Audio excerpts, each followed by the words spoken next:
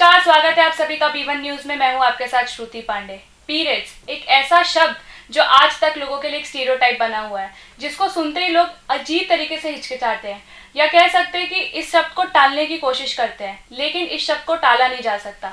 तो इसी पे आज एक टॉक होने जा रही है हमारी श्वेता शाह के साथ, डॉक्टर श्वेता शाह के साथ। So let's start the conversation. Good evening ma'am, thank you so much. पहले तो आप हमारे चैनल पे आए और आप अपना इंटरव्यू दे रहे हैं, तो आप हमारे दर्शकों को अपने बारे में थोड़ा बताइए। जी नमस्कार, मैं डॉक्टर श्वेता शाह हूँ। मैं ऑब्स्टेट्रिशियन एंड गायनेकोलॉजिस्ट हूँ और मेरा अपना खुद का प्राइवेट हॉस्पिटल है, Nisarg orthopaedic and maternity hospital, Harniwara शहर रिंग रोड पे। मेरे हस्बैंड के साथ doctor Sejal Shah, he is an orthopaedic surgeon, और ये करीब हम 22 ईयर्स से हॉस्पिटल अपना चला रहे हैं। And I am a gynaec laparoscopic surgeon also. Okay, तो मैम मेरा क्वेश्चन है, what exactly are periods, like उनको कैसे डिफाइन कर सकते हैं? हाँ जी, पीरियड्स मतलब कि एक नेचर ने जो सिस्टम बनाई है, मेल और फीमेल में एक रिप्रोडक्टिव सिस्टम रहती है। अभी हम उसको ध्यान से देखने जाए और अगर आपको समझना है तो इस मॉडल के जरिए मैं आपको समझा सकती हूँ कि जैसे ये फीमेल का एक मॉडल है और इसका हाफ सेक्शन बनाया गया है, जिसमें ये पिंक कलर का जो आप देख रहे हो वो यूट्रस है, यानी कि बच्चेदानी। इसके दो बाजू में ऐसी दो नलियाँ रहती है, जिसको हम गर्भवाहक नली बोल सकते हैं, और दो बाजू में अंडाशय रहते हैं, जिसको हम ओवरीज कहते हैं। इसके यूट्रस के बिल्कुल आगे की साइड पे पेशाब की थैली यानी यूरिनरी ब्लैडर रहता है, और बिल्कुल पीछे की साइड पे टट्टी करने की जगह यानी कि रेक्टम और एनल कैनाल का लास्ट पोर्शन रहता है।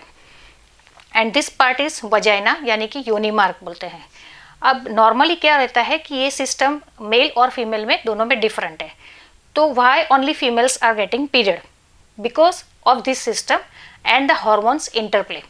जो हमारे केमिकल्स रिलीज होते हैं वो बॉडी में ब्रेन से रिलीज होते हैं, और इसके साथ एक इंटरेक्शन होता है, उसके जरिए पीरियड्स आता है।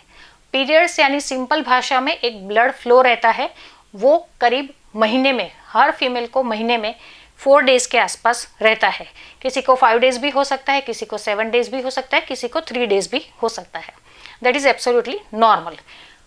और एवरी मंथ ये जब पीरियड आता है तो उसके बीच वाले दिन यानी 14th डे के आसपास में ओव्यूलेशन होता है। ओव्यूलेशन यानी कि ये जो अंडाशय आप देख रहे हैं, ओवरी में से एक अंडा बनता है, वो रप्चर होता है, और उससे हॉर्मोन्स का इंटरप्ले होता है, और फिर यहाँ से यानी कि यूट्रस के ये जो बीच वाली जगह है, वहाँ से जो चमड़ी बोलते हैं हम उसको एंडोमेट्रियम हमारी भाषा में बोलते हैं, वहाँ से पीरियड का फ्लो शुरू होता है।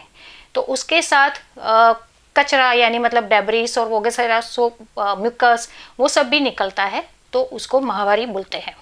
And that is absolutely necessary for all the females. That starts at the age of around 12 to 13 years. अभी थोड़ा एज डिक्रीज होने लगा है, और completes means finishes by 45 to 50 years. Ma'am जैसे आपने बताया कि ये 12 साल की उम्र में स्टार्ट हो जाता है, तो हाँ। उसमें लड़की की बॉडी में क्या क्या चेंजेस ऐसे होते हैं जो उसे पता चलता है that she is hitting her puberty? या सो जब भी एक गर्ल मतलब कि जब लड़की रहती है, छोटी लड़की होती है, जब वो अटेंड करती है प्यूबर्टी, तब उसको not only physical, physiological and emotional and psychological, this all changes occur in her body. तो फिजिकल में क्या क्या रहता है, तो उसका डेवलपमेंट मतलब कि हाइट का ग्रोथ होता है, उसके ब्रेस्ट बर्ड डेवलप होना शुरू होते हैं, उसकी रिप्रोडक्टिव सिस्टम काम करना शुरू करती है, यानी कि उसको माहवारी शुरू होती है, तभी से हम उसको प्यूबर्टी बोलते हैं। तो दैट इज़ द इंडिकेशन कि उसका प्यूबर्टी स्टार्ट हो गया है। और उसका थोड़ा फैट डिपोजिशन होता है। साइकोलॉजिकल फैक्टर्स में देखेंगे तो जैसे उसका इमोशंस में वेरिएशंस आते हैं, जैसे कि थोड़ा चिड़चिड़ापन आना, थोड़ा गुस्सा जल्दी कर देना, या ऑपोजिट सेक्स से अट्रैक्शन होना, ये सारी चीज़ें इमोशनल फैक्टर्स में आती है। और फिजियोलॉजिकल यानी कि जो इंटरनल हार्मोनल चेंजेस होना शुरू हो जाते हैं, तो ये हम फिजियोलॉजिकल चेंजेस में बोलेंगे। मैम मेरा नेक्स्ट सवाल है, my next question is like when a girl is hitting a puberty, जब उसको पीरियड्स आते हैं तो basically periods there are many symptoms, जैसे उनको क्रैम्प्स आने लगते हैं, बॉडी Yes. क्रैम्प्स होते हैं, बहुत ज़्यादा मूड स्विंग्स होते हैं, तो ये नेचुरल होता है कि इसके पीछे एक अलग प्रोसेस होता है? नहीं, ये जस्ट नेचुरल होता है बिकॉज ऑफ हार्मोन्स इंटरप्ले। ये सारे फैक्टर्स रहते हैं, किसी किसी को ज़्यादा होता है, किसी को कम होता है, किसी को 3 days 4 days पहले से पता चल जाता है कि my periods are about to come, किसी किसी को बिल्कुल भी महसूस नहीं होता है, कोई भी साइन सिम्टम्स नहीं रहता है और फिर भी उसको नॉर्मली पीरियड रहता है। तो किसी एक चीज़ का मतलब उसको जुड़ने की ज़रूरत नहीं है कि इसके साथ ये हो रहा है, मेरे साथ ये नहीं हो रहा है, तो I M abnormal. You just consult to the doctor, you just solve your query with your gynecologist and that's it. But it is not the same body, मतलब कि सबका सेम बॉडी नहीं रहता है, सबकी बॉडी के हॉर्मोन्स थोड़े आगे पीछे रहते हैं, उसके अपना एक फैमिली एटमॉस्फेयर वो भी बहुत काम करता है ऐसी चीज़ों में, जैसे कि मेंटल सपोर्ट मिलना, फैमिली सपोर्ट मिलना, तो ये सारी चीज़ें भी बहुत उसमें काम करती हैं। मैम जैसे अभी आपने बोला फैमिली सपोर्ट और मेंटल सपोर्ट Yes. मिलना ज़रूरी होता है, बट आप जैसा देख सकते हो हमारे रूरल एरियाज़ में कह सकते हैं अभी भी बहुत सारी ऐसी जगह आती है जहाँ पे पीरियड्स होता है तो लड़कियों को किचन में नहीं जाने दिया जाता है, उनको एज अ अनटचेबिलिटी के थ्रू ट्रीट किया जाता है, तो उसके पीछे आपका क्या कहना है? बेसिकली आप उसके रूट में अगर जाएंगे तो ये प्रोसेस मतलब अनटचेबिलिटी का जो स्टार्ट हुआ, actually it is not a based on religion, मतलब कि वो 4 दिन आपको काम नहीं करना है जस्ट बिकॉज कि female at that time emotionally physically low रहती है, उसका फ्लो जा रहा है, तो she is not feeling good emotionally और फिजिकली। तो उस दौरान उसको आराम देने के लिए जब भी जिसने भी ये बनाया होगा, ये मेरा मानना है, ये कहीं पे लिखा हुआ नहीं है, पर कि उसको 4 दिन को और हमारे कंट्री में क्या है कि आप किसी भी चीज़ को अगर मनवाना है पब्लिक से तो you just attach it with religion. जब आप रिलीजन के साथ उसको अटैच कर दोगे, definitely people are going to मतलब उसको बाय हार्ट वो उनको उसको फॉलो करेंगे। तो ये इसका रिलीजियस के साथ जोड़ दिया गया है तब से कि ये 4 दिन उसको मंदिर भी नहीं जाना है, कुछ छूना नहीं है, just to give her rest. और उसको वो 4 दिन खत्म हो जाने के बाद में she is free now because she automatically feels good about that thing कि now my periods are over, she is physically and emotionally now she is strong. Ma'am जैसे हमारे स्कूल्स में एजुकेशन दी जाती है, जैसे हमारे 8th स्टैंडर्ड में हमको रिप्रोडक्टिव सिस्टम के बारे में बताया जाता है, सब कुछ होता है, but there is no specific thing about periods. Like school में भी कंसल्टिंग सेशंस होते हैं जिसमें गर्ल्स को स्पेसिफिक बिठा के बताया जाता है कि पीरियड्स ऐसा होता है, you are hitting your puberty. ये पीरियड्स की नॉलेज बॉयज़ को होना इक्वली इंपॉर्टेंट है? एब्सोल्युटली, एब्सोल्युटली, ये मैं बहुत स्ट्रांगली बिलीव करती हूँ कि मेल पार्टिसिपेंट्स को भी समझना चाहिए कि स्त्री के शरीर में क्या क्या चेंजेस हो रहे हैं, because after all they are a part of a society, और आगे जाके तो उनको उन्हीं के साथ एज अ वाइफ भी डील करना आएगा। जब उनको पता ही नहीं होगा कि मेरी बहन या मेरी वाइफ किस प्रॉब्लम से गुजर रही है, तो how they will help you to solve your problems. So it is absolutely necessary, और nowadays government has मतलब काफ़ी प्रयत्न कर रहे हैं कि लड़कों को भी ये समझाए, और कई जगह तो मैंने देखा है, पढ़ा है कि लड़के खुद ये कुछ अभियान चला रहे होते हैं कि फीमेल्स की प्रॉब्लम्स को समझिए या फीमेल्स को ये अंडरस्टैंड कीजिए कि ये प्रॉब्लम में उनके साथ सपोर्ट कीजिए, काइंड ऑफ थिंग्स। तो nowadays it is a very good thing, a very good initiative by the boys also taken, and ये जानना बिल्कुल बिल्कुल ज़रूरी है क्योंकि अल्टीमेटली जो नया रिप्रोडक्शन होगा वो इसी जरिए से होने वाला है। तो when a male is knowing about the things, how the process is going, how the female are having reproductive system, how the male reproductive system is working, then इसका जो रीजनरेशन वाला प्रोसेस है वो थोड़ा इजी हो जाएगा। Ma'am हमारे periods में ऐसा बोला जाता है कि जो 14 डेज बाद ओव्यूलेशन पीरियड स्टार्ट होता है, ये जो भी होता है, उसके बाद भी girls are suffering from PCOD and PCOS, तो इसके बारे में थोड़ा आप हमें बताइए कि what exactly is PCOS and PCOD? Yes, basically PCOD and PCOS are basically it's a same, like for common person, for gynaecologist it's a difference on only between PCOD यानी polycystic ovarian disease and PCOS यानी polycystic ovarian syndrome. तो जो syndrome है that includes other two two three things and that's why it is called syndrome. Syndrome तभी बनता है जब 2-4 चीज़ें एक साथ में बॉडी में चेंज ला रही हो। और डिसीज़ यानी एक सिंगल डिसीज़ है, मतलब कि जैसे डायबिटीज़, तो डायबिटीज़ अकेला डिसीज़ है, ब्लड प्रेशर अकेला डिसीज़ है, पर जब वो दोनों मतलब और 3-4 डिसीज़ मिल जाते हैं तो वो फिर सिंड्रोम में कहलाता है। तो पीसीओडी में और या पीसीओएस में मेन प्रॉब्लम ये रहता है कि उसका जो अंडा फीमेल का नॉर्मली 14th डे पे ओव्यूलेशन होता है, मतलब वो फॉलिकल जो ग्रो करता है वो ग्रोथ में कहीं ना कहीं दिक्कत आती है और वो पूरा अच्छे से ग्रो नहीं कर पाता, या फिर बीच में उसका ग्रोथ रुक जाता है, या फिर वो सिस्ट में कन्वर्ट हो जाता है। मतलब वो रप्चर नहीं होता तो सिस्ट यानी simple water containing fluid cavity, तो वो उसमें कन्वर्ट हो जाता है। तो इसलिए रप्चर नहीं होने की वजह से उसको सिम्टम्स आते हैं, जैसे पीरियड का इरेगुलर होना। फिर अगर डिस सिंड्रोम में जाती है वो, तो ये भी होता है कि जिसका उसका हेयर फॉलिकल मतलब एंड्रोजन लेवल उसका हाई हो जाता है, तो उसकी वजह से उसका हेयर ग्रोथ खास करके चीन या मुस्टेच पे होना या चेस्ट पे मेल जैसे बाल आना, फिर उसका इनफर्टिलिटी रहना या ओबेसिटी रहना, मतलब कि वेट गेन ज़्यादा होना, तो ये सारी चीज़ें सिंड्रोम में जाती है। अगर आपने देखा है तो ये सारा Ali Khan, she was suffering from PCOD and she was more than 90 kg, even Sonam Kapoor also, but Sonam Kapoor has just delivered a baby. And मतलब ऐसा भी नहीं है कि पीसीओडी या पीसीओएस हो जाने की वजह से आप लाइफ टाइम माँ नहीं बन सकते, but if you have a good control for PCOS like diabetes I mean आप उसका वेट कंट्रोल करें, अच्छी डाइटरी फूड रिस्ट्रिक्शंस रखें और आपका रेगुलर पीरियड हो जाएगा, तो डेफिनेटली आपको उसका बेनिफिट मिलेगा।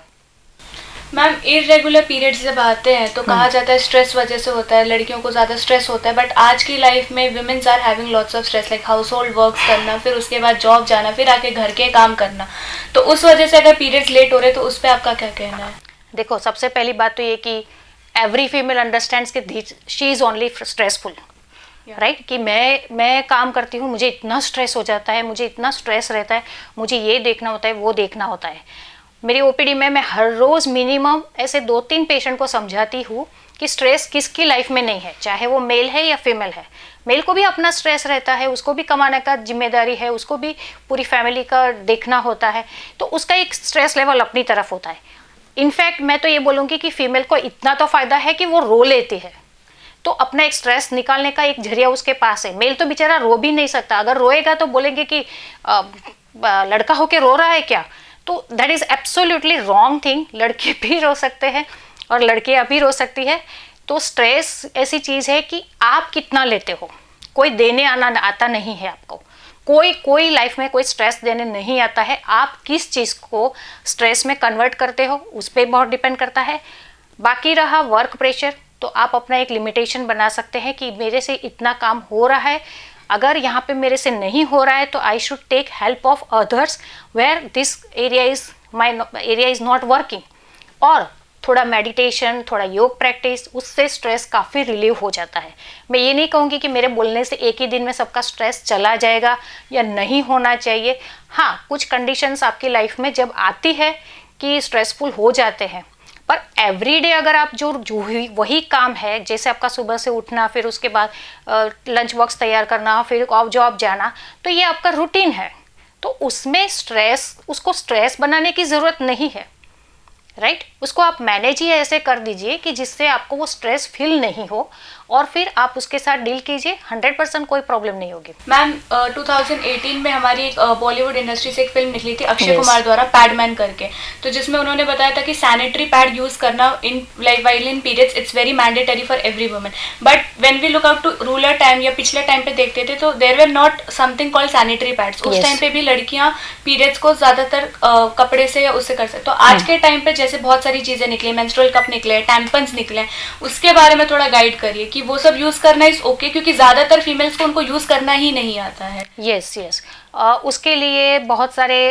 हमने बीच में भी ऐसा अवेयरनेस कार्यक्रम किया था और बहुत सारे हम करते रहते हैं। हमारा खुद का एक निसर्ग फाउंडेशन है जिसके अंडर हम ऐसी एक्टिविटीज़ करते रहते हैं जिसमें हम एजुकेट करते हैं स्कूलों में खास करके, कि वहाँ से शुरुआत होती है।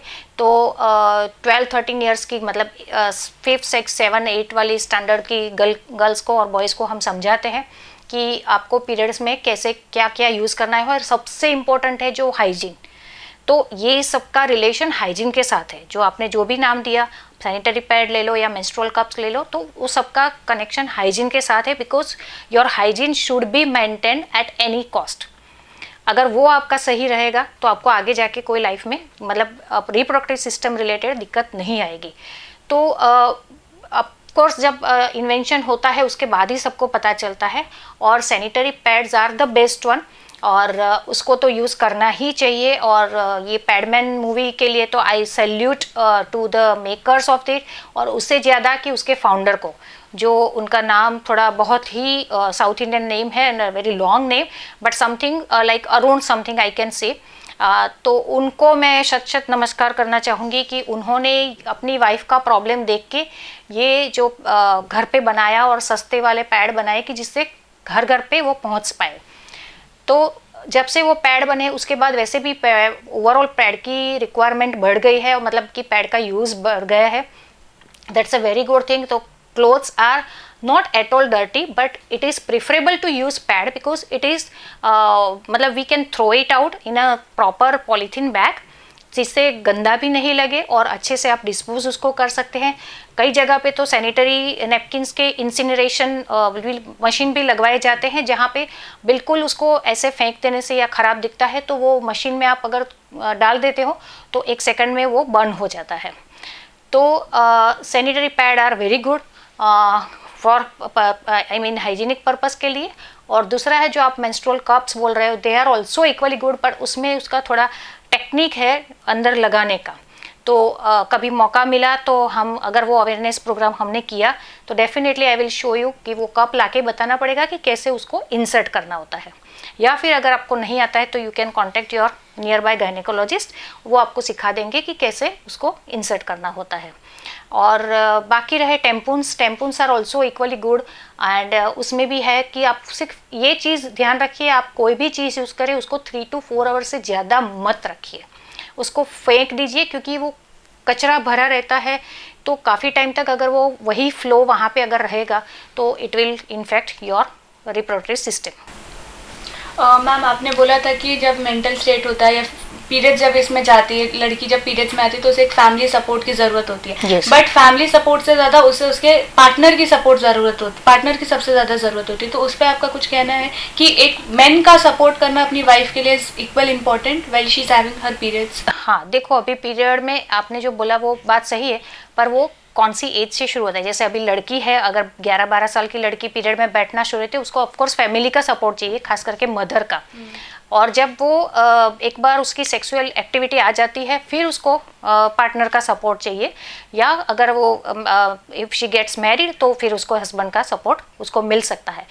Main cheese support in the sense कि देखो जो भी लड़की को थोड़ा सा बहुत सा पेन होता है वो तो उसको ही बेयर करना होता है, पर उस टाइम पे जो मूड चेंजेस आते हैं उस टाइम पे फैमिली का सपोर्ट होना बहुत ज़रूरी होता है। बिकॉज हस्बैंड शुड अंडरस्टैंड कि अगर ये उसका चिड़ियापन आ रहा है या थोड़ा वेरिएशन उसके मूड में आ रहा है तो that is because of her period and it is temporary, it is going to dissolve within a few days once she will get out of her periods.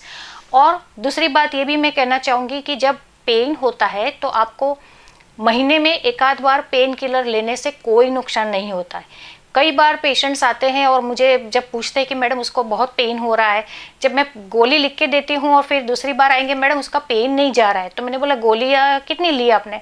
बोले एक भी नहीं ली, क्योंकि फिर ज़्यादा गोली खाने से नुकसान होता है।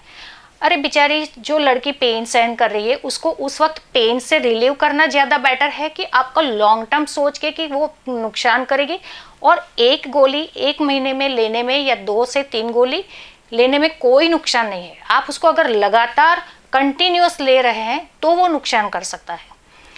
तो और वो आपके डॉक्टर को पता होता है कि आप मैं कितना डोज में दे रही हूँ कि इसको नुकसान नहीं करे। तो वो भी ज़रूरी है कि कई लोग डॉक्टर से एडवाइस तो लेके जाते हैं पर फिर फॉलो नहीं करते। So that is something like, फिर क्या मतलब फ़ायदा कि अगर आप हमें कंप्लेन करते रहो पर उसका अगर ट्रीटमेंट आप नहीं करोगे तो। मैम मेरा दूसरा मतलब माय नेक्स्ट क्वेश्चन है, जैसा कि पीरियड्स बहुत ज़्यादा आज के स्ट्रेसफुल या ऐसे बोल सकते हैं लाइफ, जो हमारी लाइफस्टाइल चेंज हो रही है, बाहर का खाना, ज़्यादा से ज़्यादा जंक फूड खाना, उसका पीरियड्स पे कोई कनेक्शन, पीरियड्स लेट आना, पीरियड्स इरेगुलर होना? यस यस, डेफिनेटली डेफिनेटली, क्योंकि अभी देखिए एक तो अवेयरनेस की वजह से भी ये सारे सिम्टम्स बाहर आ रहे हैं। पीसीओडी पीसीओएस आज से करीब 20 साल 25 साल पहले भी आपने इतना नहीं सुना था, जो अभी पीसीओडी पीसीओएस का बहुत सुन रहे हैं कि हर 2-4 पेशेंट के बाद हमें एक पीसीओएस पेशेंट मिल जाता है। तो और वो खास करके इनफर्टिलिटी वाले पेशेंट्स भी बहुत सारे आते हैं जिनको पीसीओएस डायग्नोस होता है। तो क्योंकि हमारा जंक फूड खाने की आदत बहुत ज़्यादा दिन ब दिन बढ़ती जा रही है, and that has to be restricted, and that is to be supported by family. जब मम्मी अच्छा खाना घर पे ही बना के दे देगी, या फिर मतलब फैमिली एटमॉस्फेयर ही ऐसा होगा कि नहीं हमें घर के फूड पे ज़्यादा ध्यान देना है, नॉट आउटसाइडर फूड्स। वो बच्चों को बचपन से अगर सिखाया होगा कि आउटसाइडर फूड्स फूड हमें बहुत नहीं खाना है, या restricted once in a month is okay. But अभी तो ऐसा होगा कि एवरी सैटरडे संडे तो आपको पूरा सिटी बाहर ही मिलेगा, लारिये पे ही मिलेगा। मतलब ऐसा है कि जैसे उनको कमाने के लिए हम ही बैठे हैं, उनको धंधा देने के लिए हम ही बैठे हैं, बाकी तो ठीक है ऐसा। तो जितना आप जंक फूड खाओगे, जितना आप प्रिजर्व्ड फूड खाओगे, जितना आप, तो उसके साथ उसका ड्रॉबैक्स आने ही वाला है, और वो बचपन से आपके बॉडी को नुकसान करता जा रहा है। मैम पीरियड्स का लेट आना लाइक 1 दिन 2 दिन इज ओके, बट अगर पीरियड्स इरेगुलर, सपोज एक लड़की को 2 महीने में एक बार आता है, या महीने में ही 1-2 बार आ जाता है, तो उसके पीछे का रीजन क्या होता है? या there are so many reasons. तो पहले तो हमें वो फाइंड आउट करना होता है कि ऐसा क्यों है, तो हमें उसके लिए उसकी प्रॉपर मेंस्ट्रुअल हिस्ट्री चाहिए। और एक बात, मैं ये प्लेटफॉर्म मुझे मिला है तो मैं खास बता दूं कि अभी बहुत सारे ऐप्स अवेलेबल है, जैसे कि पीरियड ट्रैकर्स है वैसे वाले, कि उसमें आप अपनी डेट इमीडिएटली डाल दो, तो उससे आपका एक रिकॉर्ड आपके पास अच्छे से रहेगा कि आपकी पीरियड, क्योंकि ज़्यादातर लोग, इवन फीमेल्स, जब भी हम पूछते हैं, खास करके जो प्रेगनेंसी वाली पेशेंट आती है और उसको पूछते हैं कि आपकी लास्ट पीरियड की डेट कौन सी थी, तो बोलती है याद नहीं है। फिर उसका हस्बैंड याद करा के बोलता है शायद वो दिवाली के आसपास था, या मतलब ऐसे ऐसे उनको याद कराना पड़ता है, बहुत पूछना पड़ता है। और जब इरेगुलर पीरियड्स वाले पेशेंट आते हैं तो उनके साथ भी ये होता है कि वो एग्जैक्टली हमें डेट नहीं बताए, तो हमें अगर वो डेट प्रॉपर मिलती है तो हम जजमेंट कर सकते हैं कि आपका पीरियड का साइकिल कैसा रहता है। अभी कई बार ऐसा होता है कि वो नेचुरली ही ऐसा होता है, मतलब कि because of just internal hormones, और कई बार सिस्ट, गांठ, इस तरह के जो प्रॉब्लम होते हैं उसकी वजह से भी होता है। तो वो सोनोग्राफी से ही हमें पता चलता है, एंड वो आपके गायनेकोलॉजिस्ट एडवाइस नॉर्मली करते ही है कि आप सोनोग्राफी करवा के देख लेते हैं। अगर उसमें ऐसे जैसे पीसीओएस आया तो उसमें भी इरेगुलर पीरियड्स होना स्वाभाविक है, ओवरियन सिस्ट हाई तो उसमें भी पीरियड होना, पीरियड का इरेगुलर होना, फिर अगर फाइब्रोइड्स है आपके तो उसमें पीरियड्स का इरेगुलर होना, तो ये सारे प्रॉब्लम्स होते हैं जो हम आइडेंटिफाई करते हैं, फिर उसका हम ट्रीटमेंट करते हैं। मैम एक बहुत ज़्यादा ऐसी एक बहुत फेमस लाइन है कि अगर हमें हमारे पीरियड्स नहीं होते तो आज हमारे थ्रू बच्चे भी नहीं होते, जैसे वो एक लाइन होती है। तो उस लाइन में बहुत ज़्यादा लोगों को नहीं पता होता कि periods play very initiative role to born a kid, like to make, मतलब सृष्टि का जो सर्जन हो रहा है वो इसी जरिए से हो रहा है। इसके बारे में थोड़ा हमारे दर्शकों को बताइए कि पीरियड्स आना क्यों ज़रूरी है बच्चे के लिए? देखो पीरियड्स, मैंने बोला कि आपकी जैसे अगर आप समझे कि आपकी हार्ट क्यों चल रही है, तो हार्ट चलने से आपकी पूरी सिस्टम को, पूरे बॉडी को एक ब्लड सर्कुलेशन मिलता है। आप हार्ट आपका चल रहा है तो यू मीन दैट मीन्स कि यू आर अलाइव, आप जिंदा है, ठीक है। तो और उसका एक खुद फंक्शन होता है कि जो पूरे बॉडी के एक एक लास्ट तक, एंड तक, सेल तक उसका ब्लड जाता है और उसको ऑक्सीजनेशन मिलता है, और उसकी वजह से पूरी हमारी बॉडी फंक्शन कर सकती है, राइट। फिर जैसे डाइजेस्टिव सिस्टम को ले लो, तो डाइजेस्टिव सिस्टम का काम है कि हम यहाँ से मुंह से खाते हैं, फिर उसको दांत से चबाते हैं, तो हर एक लेवल पे उसके एक ऑर्गन्स दिए गए हैं। फिर यूसोफेगस में जाता है, स्टमक में जाता है, स्टमक में उसका चर्निंग होना शुरू हो जाता है, फिर वो इंटेस्टाइन में जाके फिर उसके थोड़े मतलब एंजाइम्स और वगैरह मिलते हैं, फिर उसको डाइजेस्ट करते हैं, और जो अनयूज प्रोडक्ट है फिर वो स्टूल के जरिए बाहर निकल जाता है। तो वो भी एक बॉडी को अप टू डेट रखने के लिए वो सिस्टम ज़रूरी है। Same way reproductive system is required to produce a baby, मतलब कि ये सृष्टि को चलाने के लिए नया जनरेशन ज़रूरी है। तो वो ज़रूरी है वो सिस्टम, मतलब और ये ऐसा नहीं कि हम ह्यूमन में ही है, कोई भी एनिमल देख लो आप, कोई भी, यानी इवन जीव सृष्टि कहीं से भी देख लो आप, वाटर जीव सृष्टि को देख लो या आकाश में उड़ने वाली जीव सृष्टि को देख लो, सारी जीव सृष्टियों में ये सुविधा दी गई है कि एक मेल पार्ट होता है, एक फीमेल पार्ट होता है, और फिर वो जब संगम होता है तो उसके जरिए एक शुक्राणु एक अंडकोश को फलित करता है और फिर उसके द्वारा एक बच्चा बनता है और फिर वो बच्चेदानी में आके बच्चे के रूप में बड़ा होता है, एंड फिर वो ऐसे जनरेशन आगे चलती जाती है। Okay ma'am, my next question is, जैसे पीरियड्स आने में लाइक बहुत सारी लड़कियां हेजिटेट करती है, इस टॉपिक में भी बहुत ज़्यादा, लाइक आप देखेंगे आज के टाइम पे भी हम लोग अगर मेडिकल शॉप पे जाते हैं तो सैनिटरी पैड को हमें कवर में करके दिया जाता है, तो इस टैबू से हम कभी आगे बढ़ पाएंगे या ये डेफिनेटली, और ये सब आपसे ही लोगों से तो शुरुआत करनी है क्योंकि जब यंग जनरेशन को जब ये प्रॉब्लम हो रहा है तो they should come out, and मैंने इसलिए बोला कि खास करके जब बॉयज़ सी ज़्यादा शर्म किसके आती है, अगर एक लड़की मैं तुम्हारे साथ हूँ तो तुम्हें मुझे कोई प्रॉब्लम नहीं है, पर जब तुम्हारे साथ तुम लोग ऐसे ग्रुप में निकले हो, तुम्हें अचानक से पीरियड आ गया, you want to buy a pad, और तुम जाने में तुम्हारा मतलब वो तुम्हारे ग्रुप वाले लड़के तुम्हारे साथ में हैं और तुम्हें मेडिकल स्टोर में से कुछ परचेज करना है, तो you will feel ashamed, right. पर जब उनको भी पता होता है कि ये फीमेल में होना कॉमन है and she requires pad at this moment, so he will support you, तो ये मतलब अगली जनरेशन को खुल के इसमें बात करने की ज़रूरत है। और हम जैसे जो सीनियर गायनेकोलॉजिस्ट या हम जैसे जो भी पीरियड के रिलेटेड कुछ भी जानते हैं, तो हमारा भी कर्तव्य बनता है कि हम ऐसे अवेयरनेस लेक्चर्स या ऐसी मीट्स रखें जिससे कि हम सबको गाइड कर सकें।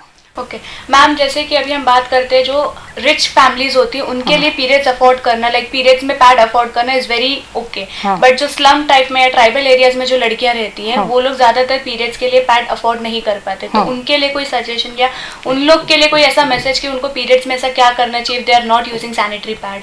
देखो, सैनिटरी पैड मुझे नहीं लगता है कि अब आज के ज़माने में जब आप मोबाइल का इतना बड़ा बड़ा बिल भरते हो, व्हाट्सअप मैसेजेस इतने सारे देखते हो, यूट्यूब वीडियोस आप देख, तो अफोर्डेबिलिटी का इतना इश्यू पैड के लिए मुझे नहीं लगता है कि होने चाहिए, क्योंकि अभी आप सिंपल वाला, मतलब जो स्टिकी मटेरियल वाला आता है उसका थोड़ा कॉस्टिंग हायर रहता है, पर जो प्लेन वाला पैड आता है उसका कॉस्टिंग तो कंपैरेटिवली लोअर ही रहता है, तो वो आप यूज़ कर सकते हैं। अगर वो भी आपको अफोर्डेबल नहीं है तो आप कपड़ा यूज़ भले करो, उसको सिर्फ ये ध्यान रखो कि उसको प्रॉपरली आप वॉश करो। आप अपने इंडिया में तो इतना है कि धूप ऑलमोस्ट 8 मंथ्स 9 मंथ्स तो हमारे यहाँ धूप रहती है, तो उसमें उसको धूप में सुखाओ और फिर उसको फिर से यूज़ करो। तो अगर आप वो कर सकते हैं तो आपका इन्फेक्शन प्रिवेंट हो सकता है। तो और थोड़ा गवर्नमेंट भी अपनी तरफ से कोशिश कर रही है कि जितना पैड का प्राइस कम हो सके, या ऐसी चैरिटेबल संस्थाएं ट्रस्ट अवेलेबल होते हैं कि जो लोग सस्ते दाम में भी पैड प्रोवाइड कर सकते हैं। Ma'am, when a girl is hitting her puberty और वी कैन से दैट उसको उसके पीरियड्स आ रहे हैं, तो उसकी बॉडी में जो चेंजेस होते हैं वो तो होते हैं, बट जब उसको इरेगुलर पीरियड्स आते हैं, बहुत ज़्यादा वो स्ट्रेस में हो जाती है, तो she feel like she is not in a right track right ना, then she go into smoking and drugs. तो आई एम नॉट टेलिंग कि स्मोक और ड्रग्स नहीं, मतलब लड़के ही करते हैं, इनफैक्ट लड़कियाँ भी करती हैं, तो उसका कोई असर होता है पीरियड्स की रेगुलर साइकिल पे? Definitely, because smoking and drugs are not a good thing, मतलब फॉर बॉडी के लिए अच्छा नहीं है, सबको पता है। ड्रग्स, अल्कोहलिज्म, स्मोकिंग, ये सारी चीज़ें आपको अंदर से नुकसान कर ही रही है, आपके फेफड़े को ख़राब करती है, आपके लीवर को ख़राब करती है। तो ये जानबूझ के अगर आप उसको, मुझे स्ट्रेस हो रहा है तो स्ट्रेस का रिलीफ सिर्फ आप सिगरेट में या बीड़ी में क्यों ढूंढते हो? आप और तरीके भी है जो आप अपने हिसाब से आपको क्या सूटेबल है वो आप ढूंढे, और पॉजिटिव एटमॉस्फेयर वाला वर्कआउट कीजिए, योग मेडिटेशन कीजिए। I am in very much in favour of yoga and meditation because I strongly believe that helps you a lot in this kind of stress. अब मैं बताना चाहूँगी अपने दर्शकों को कि मेहरबानी करके आप अपने, एक तो हाँ, खास करके ये बताना चाहूँगी कि अपने पड़ोसियों को और सिर्फ फीमेल्स को गॉसिप का वो मत बनाइए कि इसके साथ बात करनी और उसने मुझे बताया कि इसको तो ये हुआ था। Every body is different. आपकी बॉडी में जो हो रहा है वो उसकी बॉडी में होना ज़रूरी नहीं है। मेजोरिटी लोग अगर आते हैं तो बोलते कि मेरी फलानी की ये उसको गांठ हुई थी तो पर उसको तो दवाई से हो गया, तो आप मेरे में क्यों सर्जरी एडवाइस कर रहे हो। और जिसको सर्जरी एडवाइस कर रहे हैं तो वो बोल रहे हैं कि नहीं ऐसा नहीं होना चाहिए, वो डॉक्टर गलत है। मतलब डॉक्टर गलत नहीं है, आपकी हर एक की बॉडी अलग है, आपकी हर एक की गांठ अलग है, गांठ का लोकेशन अलग है, गांठ की जगह अलग अलग है। तो ये हर एक पेशेंट में इंडिविजुअल डिसीजन हमें लेना पड़ता है। मतलब it is not same treatment with each and every patient, it is an individualised treatment. So मेहरबानी करके ये मत सोचिए कि मेरी मतलब पड़ोस ने, और मेरी पड़ोस ने ये बताया था कि उसको तो ये हुआ था, मैंने उसको इससे आराम मिल गया तो मैं भी ये करूं। तो ये सारी बातों में मत आइए, टॉक टू अ प्रॉपर। जब आपको अगर जैसे परचेज मतलब कि आप अगर इन्वेस्टमेंट करना चाहते हैं तो आप किससे करेंगे। श्रुति, मैं आपसे ही पूछूंगी कि आप अगर इन्वेस्टमेंट करना चाहते हैं तो क्या मेरी सलाह लेने आएंगे? नहीं, कभी नहीं। आप सोचेंगे भी नहीं कि मैडम थोड़ी इन्वेस्टमेंट का कुछ जानेंगे, right? Because I am not the right person to advise you for the investment, but definitely I am the right person to advise for your period problems, right? तो जो जिसका काम है उसे करने दीजिए और उससे ही प्रॉपर गाइडेंस लीजिए। That is my main message. Thank you so much ma'am, आपने इतने बिजी शेड्यूल में से हमारे चैनल को अपना इंटरव्यू दिया एंड आई एम ग्रेटफुल कि मैम ने जो नॉलेज दी है वो आप सब तक आप पहुंच पाए। और आपको कोई भी पीरियड रिलेटेड प्रॉब्लम है तो आप लोग प्लीज़ मैम के थ्रू या किसी भी गायनोकोलॉजिस्ट के थ्रू अपने इस प्रॉब्लम को सॉल्व करिए। And periods are not shameful, इस स्टीरियोटाइप को हमें ब्रेक करना पड़ेगा कि पीरियड्स आना is very normal and it is very often. If a women is suffering from periods is nothing to be ashamed of. Thank you so much ma'am. तमाम ऐसे shows के लिए और ऐसी जानकारियों के लिए देखते रहिए B1 न्यूज़। मैं हूँ आपके साथ श्रुति पांडे।